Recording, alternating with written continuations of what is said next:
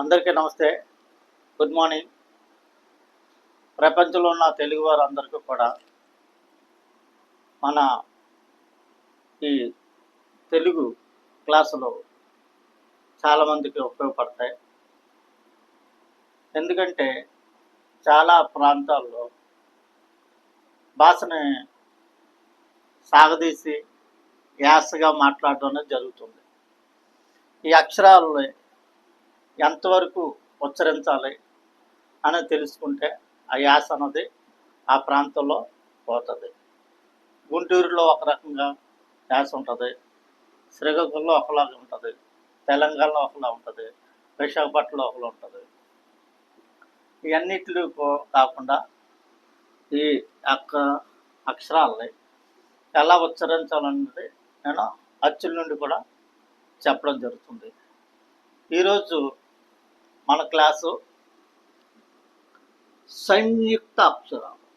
సంయుక్త అంటే కలవడం, కలిసే అక్షరాలు. కలిసేయుక్త అంటే ఆల్రెడీ దీని ముందు క్లాసులోనే ద్విత్వాక్షరాలు.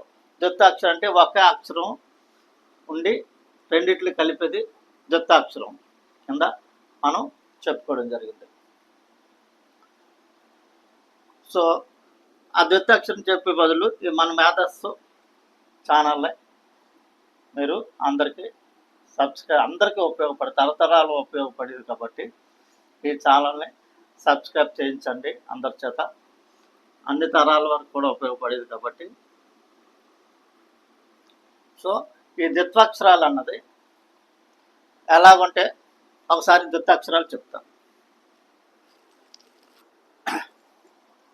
ఈ కా అన్నది ఇది కాకి కా కలిపితే ఎక్క అయినది అన్నది ద్విత్వాక్షరాలు చెప్తాం.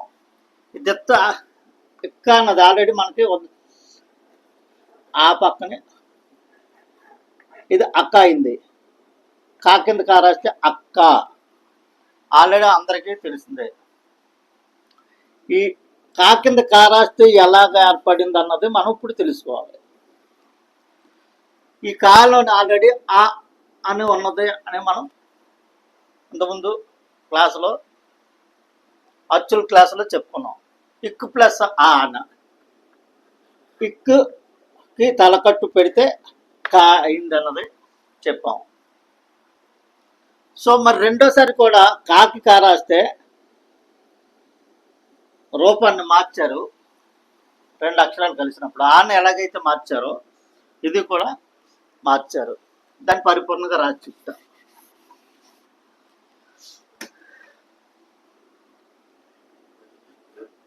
మనకి ఈ క అని ఒత్తిని ఏం చేశారు? ఎత్తు మనకి ఒత్తి ఏంటి?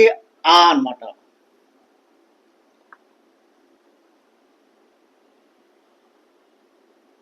ఇక్కు ప్లస్ ఆ అంటే ఏంటిది? తలకట్టు. ఈ తలకట్టు అన్నది మనం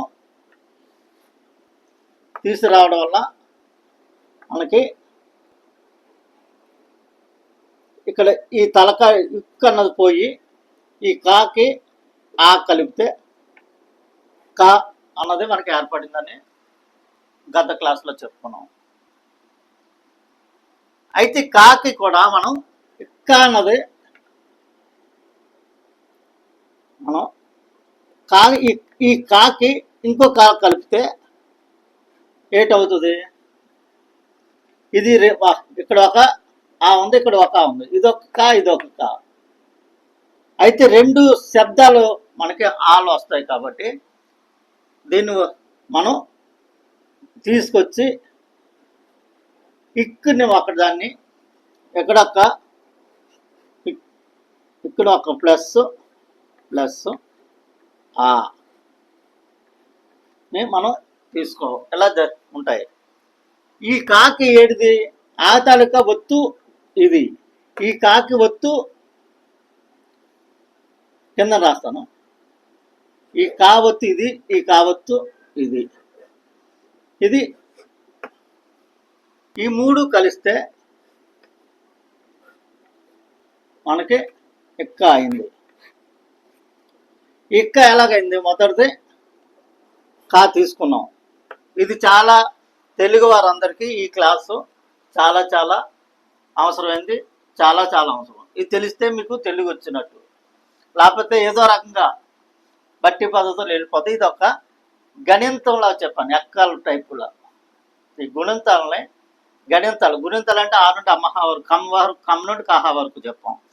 కానీ ఈ ద్వితాక్షరాలు ఎలా తయారవుతాయి, సంయుక్త అక్షరాలు తయారవుతాయి అంటే గణితాలు మనం మల్టిప్లికేషను అట్లాగా చెప్పాం, యాడ్స్ లాగా. ఈ కాని రాసాం, రెండో కా మొదటి కా రాసేది ఇది కా అవుతే కా కా ఆ సౌండ్ ఇక్కడ ఒత్తి తీసుకొచ్చి ఇక్కడ తీసుకొచ్చాం, ఇక్క అయింది. మనం పలకవలసింది కా కా ఇక్ ఇక్ ఆ, కా ఇక్ ఇక్ ఆ, ఇక్క ఇక్కు. ఇదొక ఇక్కు. ఈ ఏదైతే కింద దిగుని రాస్తామో దానికి మాత్రమే ఈ తలకట్టు పలకాలి. సపోజ్ కీ అనుకోండి, కా కలిపితే ఇంకొక కా, దానికి ఈ కలిపితే ఏటవుద్ది, ఇక్క ఇక్క ఇక్కి కీ అవుతుంది, ఇక్కి కీ అవుతుంది. ఇక్కడ దీని ముందు ఆ పెడితే అక్కి, అక్కి కాకపోతే లక్కీ పెడతాం, లక్కీ లక్కీ. ఈ రకంగా ఇది పైన ఏ ఒత్తి అయితే ఉంటుందో ఈ కింద అక్షరం దేనికైతే అది ఆ స్వరం మాత్రమే, ఆ అచ్చు మాత్రమే దీనికి పలకాలి. మొదట అక్షరానికి ఈ ఒత్తు అన్నది పలకకూడదు. మనం ప్రత్యేకంగా చెప్పుకునేది ఏంటంటే ఈ ఒత్తు అన్నది అచ్చు తాలూకు ఒత్తు కిందనున్న హల్లు తాలూకుకి మనం ఈ ఒత్తు కలిపి మనం పలకాలి.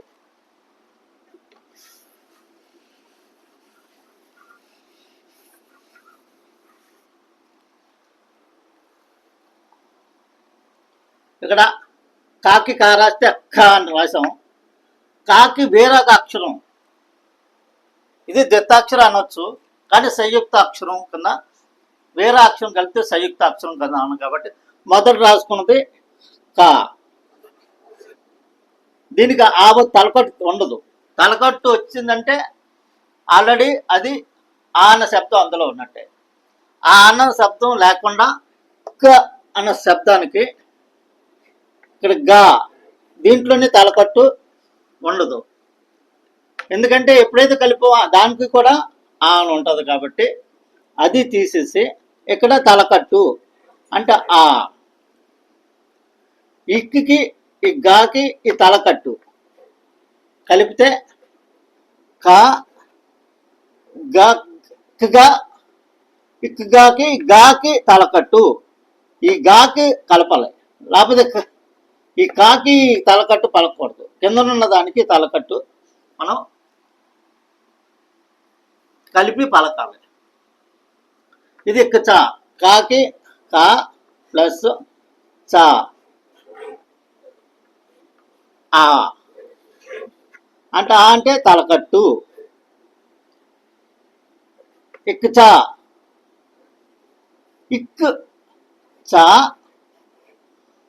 చా ఇక్కిచ్చు అన్నాను, ఇక్కిచ్చు అన్నది కదా, ఇక్ ఇచ్చు అనుకోండా, ఇక్ చా చా అని పలుకుతున్నాం, ఇక్కిచ్చు ఆ అన్నది. ఇక్కిచ్చు అనకుండా చానే మనం అందులో చాగానే తీసుకున్నాం. ఇక్ ఇచ్చు ఆ, ఇక్ ఇచ్చు ఆకి ఇచ్చా అవుతుంది. ఇక్ ఇది ఇక్ గా ఆ, ఇక్ ఇగ్ ఆ, ఇగ్గా ఇక్ ఇగ్ ఆ.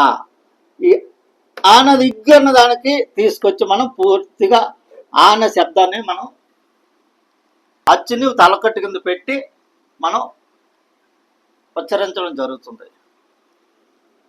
ఇక్కడ కా, కాకి జా,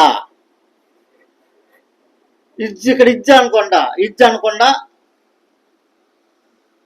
ఇక్కడ ఇజ్ అనుకోండా, ఆ ఇక్కడ కా ఇజ్ ఆ కా ఇజ్ ఇజ్ ఆ కా ఇజ్ ఆ ఇక్కడ జా అవుతుంది, ఇక్ జా. ఇది ఇక్ జా, ఇక్ జా, ఇక్ ఇజ్ ఆ, ఇక్ ఇజ్ ఆ, ఇక్ జా. మీకు తెలుగు ఆల్రెడీ మీకు చదివి వచ్చిన వాళ్ళు ఎలాగొచ్చింది అన్నది మీకు అవసరం ఉండకపోవచ్చు, కానీ ఈ రకంగా మీ మీ వాళ్ళందరికీ కూడా తరం వాళ్ళకి కూడా అవసరం అయ్యేటట్టు క్లాసు. ఎంత విపులంగా ఎక్కడ కూడా మనకు తెలిసినంతవరకు కూడా ఎవరూ చెప్పడం లేదు, కాబట్టి ఈ క్లాసును ప్రత్యేకంగా చెప్తున్నాను. తర్వాత ఇక్ ప్లస్ ఇక్కడ రివర్స్లో రాశాను. ఏంటి, మనం గాకి గా వచ్చి ముందు తీసుకుంటాం. ఇగ్ ఇక్ ఆ, ఇగ్ ఇక్ ఆ, ఇగ్ కా. ఇక్కడ ఏంటవుతుంది, ఇగ్ కా. ఇక్కడ ఇక్ జా అయింది, ఇగ్ కా, ఇగ్ కా. ఇది ఇగ్ కా, ఇది ఇక్ జా. ఇది ఇగ్ కా, ఇది ఇక్ జా. ఇగ్ కా, ఇగ్ కా. చాలా ఇప్పుడు మీరు బాగా బ్రెయిన్లోకి ఎక్కించుకుంటే అసలు కిటికంతా ఇక్కడ ఉంది. ఇగ్ కా, ఇక్ గా, ఇగ్ కా, ఇక్ గా. ఈ రకంగా మనకి తయారయ్యాయి. ఇంకోటి రాస్తున్నాం, ఇగ్ కా, ఇక్కడ ఇగ్జా రాసాం, ఇగ్జా.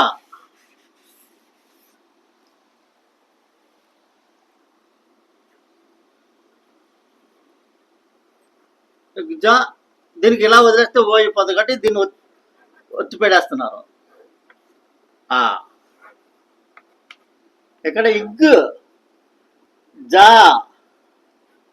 ఇగ్ ఇజ్, ఇగ్ ఇజ్ ఆ,